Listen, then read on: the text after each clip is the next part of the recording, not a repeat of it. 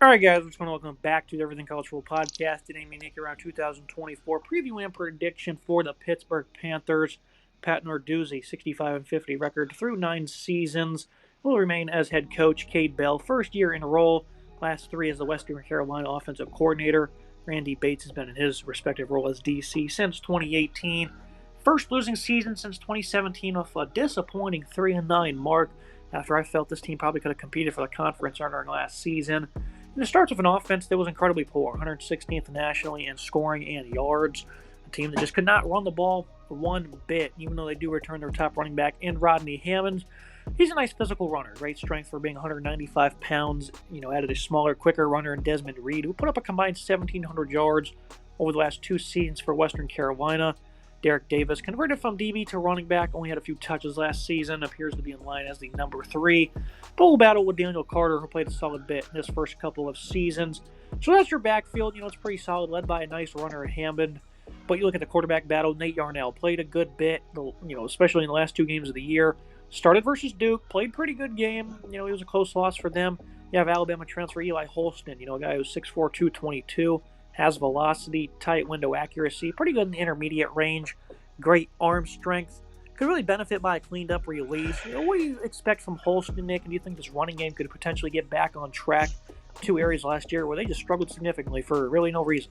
I'm going to touch on the quarterback play first. I think Yarnell's not a terrible player. We saw him play 4 games last year, nearly 600 yards passing, 4 touchdowns to 1 pick. Although I think Holstein should be the starting quarterback. Transfers from Alabama. I thought the profile on him at Alabama was really solid. I do think he's a really good physical, nice arm strength, really good pocket presence. Needs to clean up the release a little bit, but I do think he has a high upside player that you could plug into the system and see similar levels of success they've seen with quarterbacks in the past. I do think he'd be a solid fit to lead this team. Rodney Hammond needs to, kind of hit the ground running again like he did in the past. Didn't have a great season last year, which is definitely disappointing by his standards. 547 yards rushing, 4.6 yards per carry, and 4 scores for him. He's hoping to find a way to get back to that, a more productive offensive output from him on the ground. Desmond Reed behind him is a decent transfer, and Derek Davis didn't play a whole lot, but could be involved in this rushing attack. I do think, if he can play it to his full potential, I think Hammond's not a bad back at all to lead this way, and I think the quarterback play, I think Yarnell or Holstein could be solid, but I would tip Holstein to take the job right now.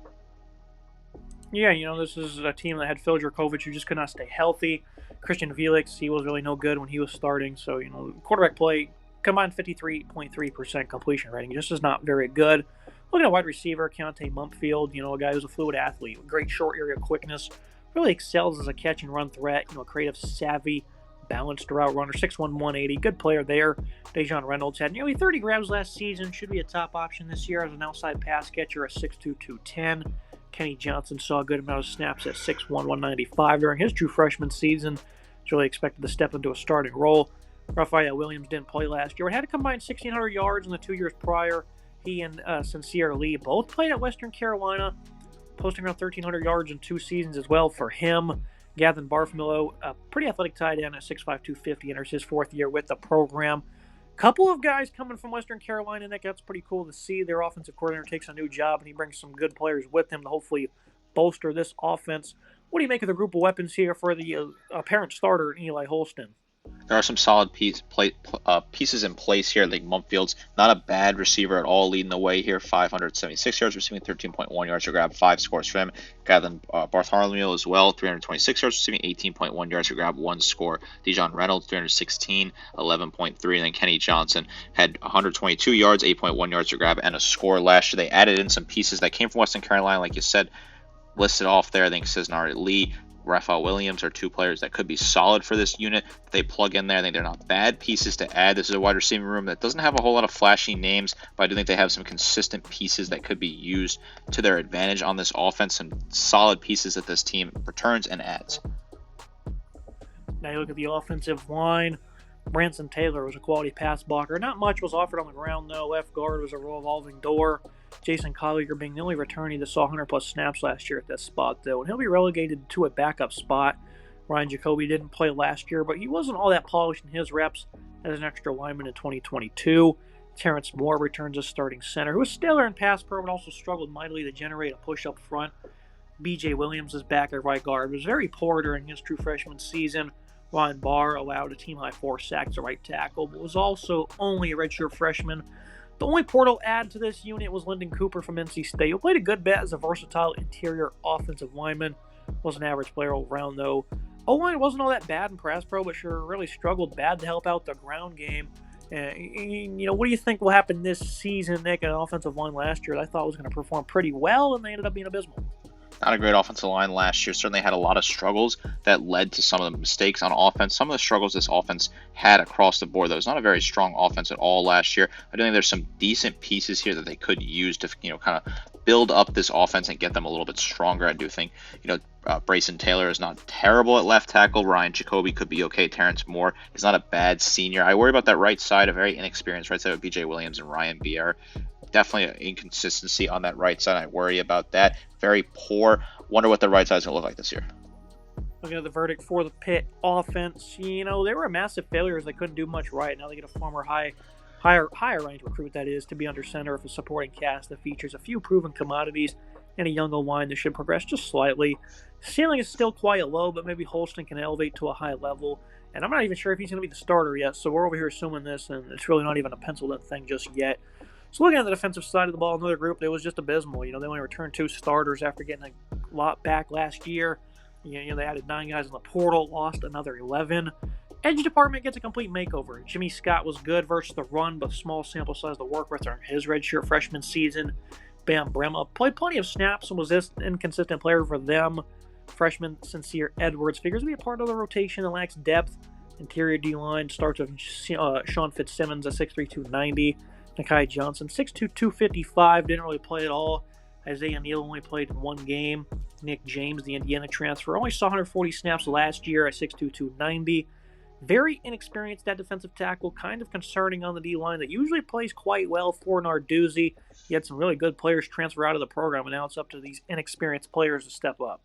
This is definitely an inexperienced and young, defensive line here that I think has a lot of struggles ahead of them. There are some tough issues to figure out with what this defensive line can do. I think it's a little weak and inexperienced unit. Jimmy Scott comes in as a redshirt sophomore. He's looking to take over a big role at right tackle. Can he be okay? Nakeem Johnson and Sean Fitzsimmons are 2 players that are not phenomenal there in the interior as well. Not a whole lot of returning production at all on this defensive line. Mostly guys that have not played at this program in previous years that are stepping in, plus some transfers in Nate Matlock, who's looking to take over at left defensive end. Definitely concerned. They've produced some seriously strong players in the Narduzzi era on the defensive line. Can some of these young guys step up and be involved in that? We'll have to see. Now you look at the middle of this defense. Rasheem Bills only played 1 game last season. Brandon George, on the other hand, nearly 300 snaps. Was great, especially versus the run. Braylon Lovelace wasn't that bad in brief appearances during his freshman season. K.A. Thompson, her sixth year of ball, was pretty good for Ohio as a starter the past 2 seasons. Kyle Lewis was solid, nearly 200 snaps. And Jordan Bass wasn't any good in his 100 snaps. Linebacker group was an average one, but they had a few guys you can likely count on as established veterans. I really like Thompson and George here, Nick. Do you think they can certainly elevate the all-around play of this front 7? Brandon George is not a bad piece. I think he could be a leader on this defense. 49 total tackles, 4.5 tackles for loss, a sack, plus interception for him. Braylon Loveland, 24 total tackles and a tackle for loss. Jordan Bass, 11 total tackles, 2 tackles for loss. He was okay in rotational pieces as a true freshman. Kyle Lewis had 19 total tackles, 1.5 tackles for loss. Not terrible numbers. Rasheed Biles wasn't amazing, but he's looking to step up potentially and be moved around a little bit. A linebacker unit that has some solid pieces, but also leaves a lot to be desired. And that leads you to a secondary. And, they lose a lot of snaps at cornerback. Rayland Gandy will step into a role despite Barrett playing last season. Rashad Battle played sparingly over 3 years. Will contend with a starting role with Jeremiah Englund, who didn't play as a freshman for Kentucky. Tamon Lynham was impressive in his brief appearances for Nebraska. Safety group starts with an elite player in Donovan McMillan. Was great versus the run and was an efficient tackler. Same sentiment was shared by Javon McIntyre, who stood out in those same areas. Neither had an interception to their name, though. The return backup Philip O'Brien, who did have 3 picks, made plenty of plays on the ball. I like what they have at safety. At corner, not so much. This is a secondary that, this is Narduzzi's specialty, and they were still 42nd against the pass last year. I think regardless of what they have back there, they'll certainly always play well. I know that they weren't all that great in 2022, but the secondary certainly elevated to new highs. And I think even at 21, they were pretty poor as well. So This is a Pitt secondary that has heavily improved, and they always seem to play well under Narduzzi. What's the expectation this year with a lot of youth playing out wide?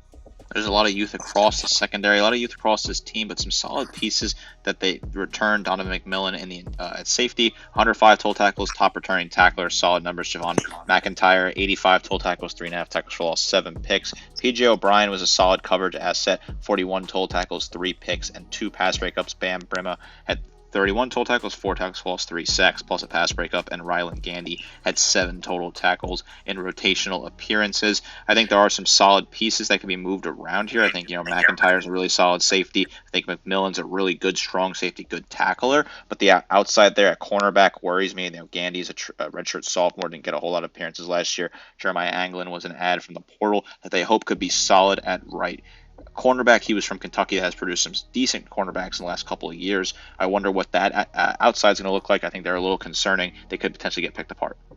Look at the verdict for this defense. Just seems like doomsday is coming for Narduzzi's. Defenses have always been stellar, as last year was absolutely disappointing and shocking. The defensive line, loses its best players and returned very limited experience. Linebacker group has few guys that can be leaned on, but the rest is questionable. I think secondary can be a strength, even though, again, at corner there's limited snaps to speak of. Looking at the final prediction for Pitt, the Panthers should have been far better than they were last year. I think it was 9 or 10 games I picked them to win, and man, that was just ridiculous. They were just blatantly bad at football is all it was. Offense has potential to resurge if Holston ends up playing at an above average level. The line should allow for better balance, but at the same time, defense appears in line to get clobbered on the ground. Big fan of Narduzzi, so hoping for the best. But last season was a big momentum killer, and a change could happen very quickly if they're sluggish again. And even if they do end up going, 3-9, 4-8 like we have, Nick, I think Narduzzi will get another season. But I think he's more likely to accept a high-level defensive coordinator job somewhere else before he gets the boot, if they do indeed putting up these predictions we have here. What do you think's next for Narduzzi? Because obviously this is your prediction that they're going to be pretty awful. So what do you think's next for him? I don't have high hopes for this team. I have a lot of questions about the offense. I have a lot of questions about the defense, especially the interior, the front seven. There's a lot of young, inexperienced players. They don't return a lot of tackles on this defense.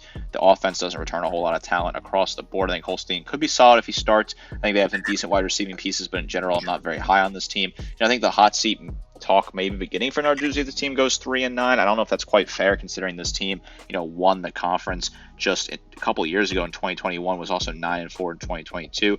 Yes, that was his worst season last year at 3-9, and certainly is troubling considering how they've regressed so far since 2021. I think if they continue to stay at 3-9, fans will not be happy at Pitt. I think it would certainly be concerning, and you could start to make that kind of conversation about potentially making a move. But I do think something more likely to happen is he will take a defensive coordinator role either in the NFL or in college and kind of get away from the whole day-to-day of NIL in this era where coaches really don't like to do that work because it is quite complicated with the whole new NIL transfer portal, all that stuff going on. I like Narduzzi. I like Pitt. I think they're a fun team to watch when they're playing at their highest level. I just think this year's going to be a very tough year for them up there in Pittsburgh. Yep, no doubt. Again, hopeful for the best for Narduzzi. I'm also a big fan of his.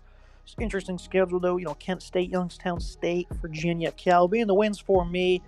I'm not really sure who else they could pick off because, again, this team was just incredibly disappointing last year, and I don't know how much better they're going to be.